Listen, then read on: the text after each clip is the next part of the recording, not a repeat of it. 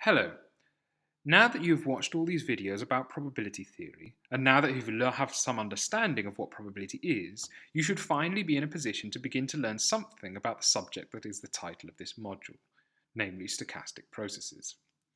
For want of a better description, a stochastic process is essentially a random variable that changes its value randomly with time. The simplest kind of stochastic process is a so-called Markov process, and it is these that we are going to learn about in this video. In particular, by the end of this video, you should be able to explain why conditional probabilities are used in models that endeavour to make predictions about the future. You should be able to explain the Markov property. You should be able to draw transition graphs for Markov chains and explain their meanings. And you should be able to write out transition matrices for Markov chains and explain what the elements of these matrices represent. So without further ado, let's consider how we construct models that describe the phenomenon we observe every day. A model is essentially some usually quite complex mathematical equation that takes some information that we obtain by taking measurements and that outputs some predictions. If we think about this process in the context of a time-dependent phenomenon, then we can start by dividing time into three parts: the present, the past, and the future. Obviously, we can measure the values of things in the past and at the present instant in time, but we cannot measure things in the future, things that have not yet occurred. We thus need a mathematical model in order to predict them. This model will take in the information that we obtained by taking our measurements in the past and the present, and will then output predictions as to how these quantities might behave in the future. Let's think about how we construct probabilistic models by working with a simple example, an example that involves tossing a coin. By looking at the coin, we know that there are two possible outcomes that we can obtain from this experiment: heads and tails. In addition, all our past experience with tossing coins tells us that these two outcomes are equally likely. Finally, in most cases, when we toss a coin, pick it up and retoss it for a second time, we know that the outcome from our first coin toss will not affect the outcome of our second coin toss. In other words, the various tosses of the coin are independent random variables. With all this information in mind, we can represent what might happen in the future when we toss the coin as follows. Everything that has happened in the past and the present state of the system is fixed. There is nothing that we can do to change the past and present values of any variables short of inventing a time machine. What is unfixed is the future. When we toss the coin, we know that we get heads or tails. We can thus conceive of two different futures, one in which the coin comes up heads and one in which the coin comes up tails, as shown here. Now, in each of these futures, we pick up the coin and toss it again. We now have four possible futures: a future in which we have a heads followed by a heads, a future in which we have heads followed by tails, a future in which we have tails followed by heads, and a future in which we got two tails. In any mathematical model, we thus use conditional probabilities to tell us about the likelihood of any given future. We have a conditional probability for each of the possible futures in this diagram. This conditional probability tells us the probability of getting particular values for our random variable when we measure it at some point in the future. This probability is conditional because we take the values various measured quantities took in the past and use those values to calculate probabilities in the future. Now, admittedly, one could argue that with my coin example here, the probabilities of getting heads and tails when tossing a coin in the future is absolute and not a conditional probability. The fact remains, though, that we did do certain things necessarily in the past before tossing this coin in order to determine the parameters of our model. First of all, we examined the coin and established that it had a heads side and a tails side. In addition, we used all our experience of coin tossing in the past to state that each toss of the coin is independent of each of its predecessors. It is easy to forget that we have done such thing, as determining the probability of getting a head when we toss a coin is such a mundane example. If we forget about the fact that we did these things, though, it is easy to get tricked by either A, someone with a double-headed coin, or B, a magician who is somehow able to control the way the coin lands when tossed. Let's now move on to a second example of a probabilistic model. We will now consider a discrete model that can be in one of three distinct states, which we will call A, B, and C. We can measure the value of this model at a set of discrete intervals in time and thus obtain values for the random variable that we will call t0, t1, t2, and t3. As always, we can divide our time axis into three: past, present, and future, as shown here. In this example, by necessity, the value of t0 is fixed. I have set it equal to a here. t0 was measured in the past, and there is now nothing I can do to change its value. At the same time, the instantaneous value of this quantity is fixed at b here, and nothing that occurs in the future, short of inventing a time machine, will change its value. The future is unknown, however, and as such, there are conditional probabilities for t2 being equal to a, b, or c. These conditional probabilities are obviously conditional on what happened in the past values of the random variable and the past values of the random variables, i.e. t0 and t1 here. Now in this first example, t0 was equal to a and t1 was equal to b. This might not have been the case, however, so as shown here, we rewrite these conditional probabilities differently if in the past t0 was equal to b and t1 was equal to a.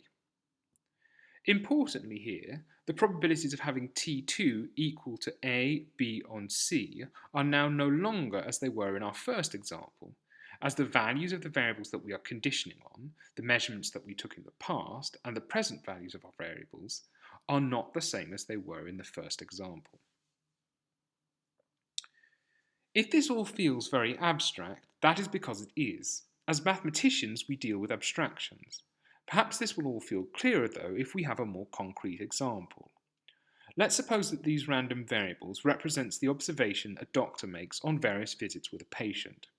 For simplicity, we will say that capital X equals A if the patient is well, capital X equals B if the patient is slightly unwell, and capital X equals C if the patient is seriously ill. In fact, if they are in state C, they need to go to hospital urgently. Now, obviously, what the doctor would like to be able to predict is the chance that the person is going to move into the dangerously ill C state. Now, if during all his previous visits the patient has been in state A, healthy, this seems extremely unlikely. The conditional probability of moving to the hospitalized state C is very low if the patient was healthy in the past. If the person is consistently in state B during the doctor's visits, there might be a greater chance of becoming seriously ill in the future, and the conditional probability of moving to state C will be larger. Meanwhile, if he had been in the dangerously ill state in the past, there is perhaps a significant chance of him moving again to the dangerously ill C state. A doctor thus keeps records and views those records in order to make predictions about the health of his patients in the future. Now, my point is that when he or she does this, he or she is using conditional probabilities, just as we've discussed here. Okay, so having introduced our language of discrete random variables that change in time, it's now time to introduce the Markov property. As shown here, a time series of random variables, that's what we've just introduced in the last two slides, is said to be a Markov chain if it has the following properties. In words, this is saying that the value of the random variable at a time t in the future, this value will be x of t, depends only on the present value of the random variable. This present value is x of t minus 1 here. The future value of the random variable is thus independent of everything that happened in the past. Its value, and the probability of it taking on particular values, only depends on the present state of the system.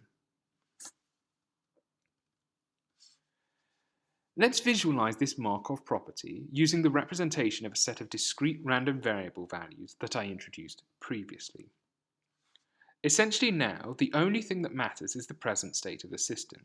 What happens in the past matters no longer, as it does not affect our conditional probabilities.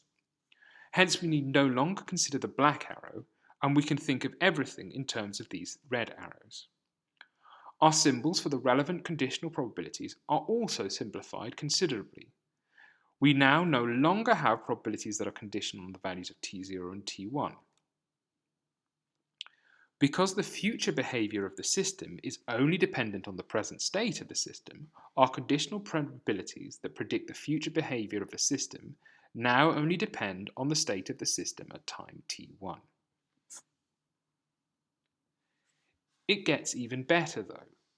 When t0 is equal to a, we can predict the probabilities that t1 will equal a, b, and c using the same set of conditional probabilities. A similar fact holds for t2 and t3. If t2 is equal to a, then we can predict the probability that t3 will equal a, b, or c using this same set of conditional probabilities. The fact that our Markov chain is homogeneous so that the future values of the random variables depend only on the present values of the variables allows to generate a representation of a Markov chain that is far simpler than the one shown here. We can represent a Markov chain using a graph. Each of the circles in this graph represents one of the values our random variable can take. So in this case, our random variable can have a value of a value of b, or a value of c. The numbers above the arrows connecting these nodes then tell us the probability that the next random variable generated on our Markov chain will have the value shown at the end of the arrow. We call the values the random variable can have the nodes in our graph or states in our chain. Then, instead of talking about random variables, we say that the system moves from one state to another. We thus state that the numbers above the arrows represent the probability of moving from one state to another in a single time step. In other words, the probability that we move from state A to state B in a single time step is equal to 0.4 here. The probability that we remain in state A is equal to 0.3, and the probability that we move from state A to state C in a single time step is also 0.3. Notice that these three numbers, when added together, give 1. This is the case because these three numbers are conditional probability. The fact that they add up to 1 thus simply indicates that the final value of the random variable must be equal to a, b, or c after the time step. It cannot go and take on a different value. This transition graph representation of a Markov chain is nice, but there is an even neater representation of these so-called transition probabilities. This is the transition matrix. We can construct this square matrix from the transition graph as follows. We first label each of the rows of the matrix using one of the names of the states in our chain as shown here. We then do the same for the columns. The A-B element of this matrix shown here then represents the probability that you move from state A to state B in a single step. Looking at our transition graph, this value is thus equal to 0.4. We can continue with this process. So the AA element is the probability of moving from state A to state A again, which from the graph is 0.3. The AC element, meanwhile, is the probability of moving from state A to state C, which from the graph is also 0.3, and so on.